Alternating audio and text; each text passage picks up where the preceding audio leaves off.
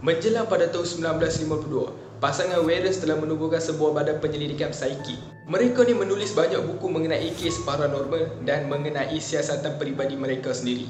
Pasangan Warrens ni juga, mereka mendakwa kata mereka telah menyiasat lebih daripada 10,000 kes sepanjang kerjaya mereka. Antara siasatan yang paling terkenal yang dilakukan oleh pasangan Warrens ni adalah Perron Family, iaitu The Conjuring, dan Amityville Horror. Yang ni merupakan antara kes yang paling terkenal yang disiasat oleh pasangan Warrens. Tapi ada lagi satu kes yang paling famous dan yang sangat menyeramkan yang pernah dipersiasat, iaitu The Annabelle.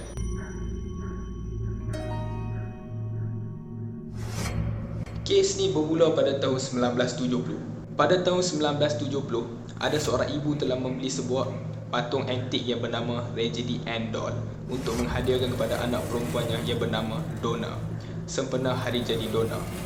Donna adalah seorang pelajar di sebuah kolej kejururawatan dan tinggal di sebuah apartmen bersama rakannya yang bernama Angie. La la la la la. La la la la la la la. Oleh sebab patung ni comel, Donna dia meletakkan patung ni di atas katilnya sebagai hiasan. Tapi selepas beberapa hari, Donna dan Angie mula perasan ada sesuatu yang pelik pada patung ini. Patung ini bergerak sendiri. Pada mulanya dia cuma beralih kedudukan, tapi lama kelamaan dia beralih ke bilik yang lain. Kadang-kadang patung ini dijumpai dalam keadaan kaki bersilang, lengan yang dipusingkan dan kadang-kadang dalam keadaan berdiri. Ada ketikanya, Donna meletakkan patung ini di atas sofa sebelum keluar daripada rumah. Tapi bila pulang, patung ini berada di dalam bilik, di atas katil dia, dalam keadaan pintu bilik tertutup rapat. Dan dia pun mula perasan, patung ni duk mula buat benda perkara yang aneh, yang sangat menyeramkan dan yang sangat menakutkan. Apa yang sebenarnya berlaku pada mereka tu yang aku nak cakap dalam video ni. Nama saya Abdi Yusuf. Jom kita masuk dalam video.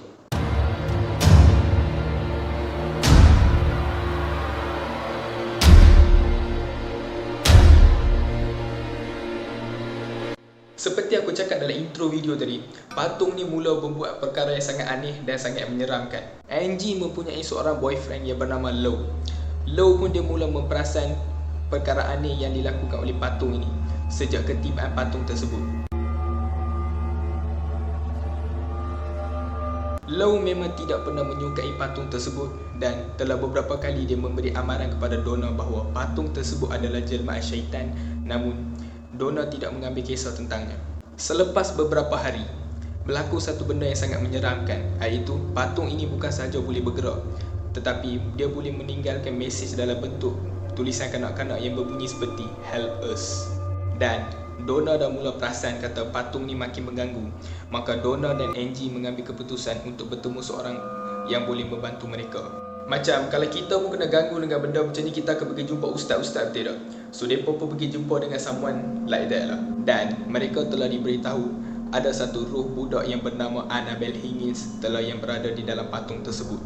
Annabelle Higgins adalah seorang budak yang berusia 7 tahun yang telah ditemui mati di sebuah padang di mana tapak apartmen Donna dan Angie yang tinggal sekarang. Kononnya, Annabelle rasa selesa berada bersama Donna dan Angie dan rasa sangat disayangi dan sangat care. Oleh sebab Donna dia berasa kesian dengan kisah Annabelle ni, Donna pun memberi keizinan kepada roh Annabelle ni untuk duduk dalam patung Raggedy Ann doll ni dan tinggal bersama mereka. Tapi masa tu dia pun tak tahu kesilapan yang mereka buat tu akan memberi kesan yang besar kepada mereka. Namun tak lama kemudian, mereka dapati kata patung ni makin menyeramkan. Tapi boyfriend Angie Low ni, dia memang tidak percaya pada cerita Annabelle ni dan dia memang tak sedap hati terhadap mereka ni simpan patung Annabelle ni. Pada suatu malam, Low telah terjaga kerana mengalami mimpi yang buruk. Dalam keadaan separuh sedar, dia melihat patung Annabelle ada di hujung kaki dia dan kemudian dia merangkak sehingga ke dada dan mencekik dia. Low ketika itu berada dalam keadaan seakan-akan lumpuh dan akhirnya dia pingsan. Keesokan paginya, Low tu jaga tidur dan sedar bahawa apa yang berlaku tu adalah realiti dan bukan sekadar sebuah mimpi.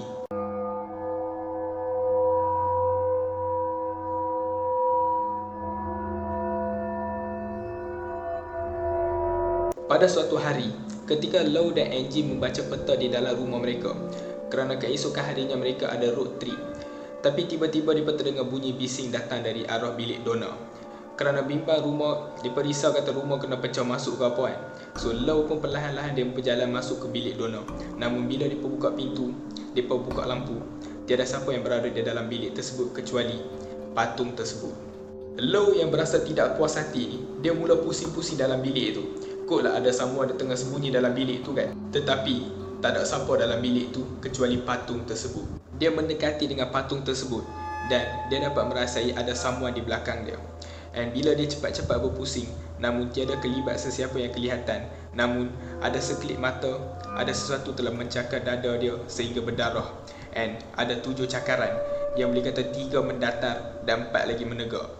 Tapi yang peliknya, cakaran tersebut dia hampir pulih serta-merta. Boleh kata separuh pulih keesokan harinya, manakala separuh lagi pulih pada hari kedua. Selepas Donna dia mendengar kisah daripada Lo ni, Donna dia mula menyedari patung itu bukan hanya dirasuk oleh roh budak umur 7 tahun, tetapi dirasuk oleh roh yang sangat jahat.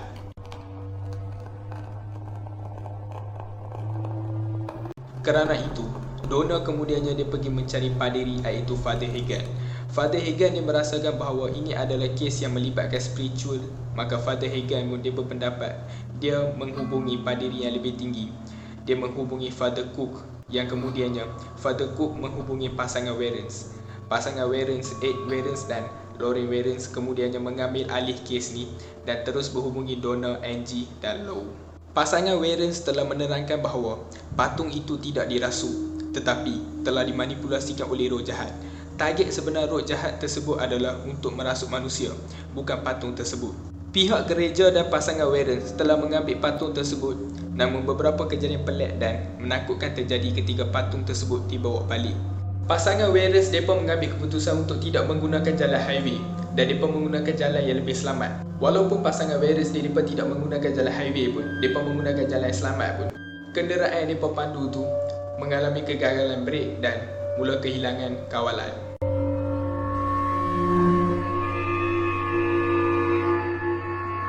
Selepas itu, Ed Lauren dia menyembur air holy water dekat Annabelle tu dan dia meletakkan cross symbol pada Annabelle tu. Dan kemudian mereka dapat memandu kenderaan mereka dengan selamat sampai rumah. Dan sehingga kini, patung Annabelle tu disimpan di Occult Museum milik mereka. Patung Annabelle ni akhirnya disimpan dalam sebuah peti kaca di Museum The Warrens. Di luar peti kaca itu terdapat kertas label yang bertulis "Warning, positively do not open". Walau bagaimanapun, Annabelle dikatakan masih lagi mampu untuk menggerakkan kuasa jahatnya. And ada berlaku dalam satu peristiwa yang lain. Ada sepasang kekasih datang melawat Museum The Warrens ni. Dan si lelaki itu, dia bertindak mengetuk-ngetuk ngaca dan menghina Annabelle. Sewaktu lelaki itu dalam perjalanan pulang ke rumahnya, dia terlibat dalam satu kemalangan jalan raya, lalu dia mati dengan serta-merta. Tetapi, if kalau kita tengok balik cerita ni kan, mungkin kita sendiri boleh rasa cerita ni fake ataupun palsu. Sebab Father Hagen adalah nama paderi yang menghubungi The Warrens dan Father Cook adalah nama paderi yang menjalankan upacara pengusiran. Tetapi kedua-dua paderi ini tidak pernah membincangkan tentang kes Annabelle ini. Dan perkara yang sama juga kepada Donna, Angie dan Lo. Mereka bertiga tidak pernah tampil atau memberi sebarang kenyataan mengenai Annabelle ini. Dan identiti si lelaki yang mati akibat kemalangan motosikal pula masih menjadi tanya-tanya pada ramai orang.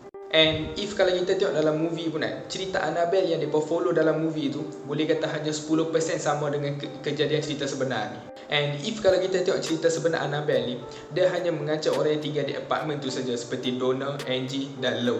Tetapi dalam movie dia pun menunjukkan Annabelle ni, dia berpindah dari rumah ke rumah, dia mengancam orang yang sesiapa yang mendekati dengan dia and dia membawa kekeliruan di antara family Warrens tu. Benda tu yang dia tunjuk dalam movie. So bagi aku memang dia hanya 10% saja sama daripada cerita sebenar dengan movie ni. Dan mungkin cerita Annabelle ni adalah palsu dan kebarangkalian dia juga sangat tinggi. Walaupun sesetengah pihak menganggap kisah Annabelle ni hanyalah dongeng, namun tidak dinafikan bahawa ianya adalah sebuah kisah yang agak menakutkan. Pada tahun 1970, seorang ibu telah membelikan satu patung Annabelle kepada anaknya sepenuh hari jadi dia. Tetapi mesti masa tu ibu dia tak tahu cerita ni akan menjadi satu cerita yang sangat famous dan movie yang sangat popular pada masa sekarang ni. The Warrens sememangnya cukup dikenali sebagai pasangan yang cukup berdedikasi dan sentiasa berpegang teguh dengan pendirian mereka terhadap kejadian paranormal. Walau bagaimanapun, kebanyakan bukti dan kenyataan terhadap kes yang dikendalikan oleh mereka tu sangat diragui. So, yang tu je untuk video hari ni. And apa opinion hampa tentang kisah Annabelle ni? Hampa percaya tak tentang kisah Annabelle ni? Komen kat bawah. And if kalau hampa dapat chance ataupun peluang untuk nak visit Museum The Warrens tu, hampa akan pergi dah. Yang tu hampa komen kat bawah. So kalau hampa suka video ni, like video ni and share video ni kat kawan-kawan hampa semua. And kalau hampa tak subscribe channel ni, subscribe channel ni. So nanti aku akan jumpa hampa dengan video lebih menarik. Terima kasih. Ciao.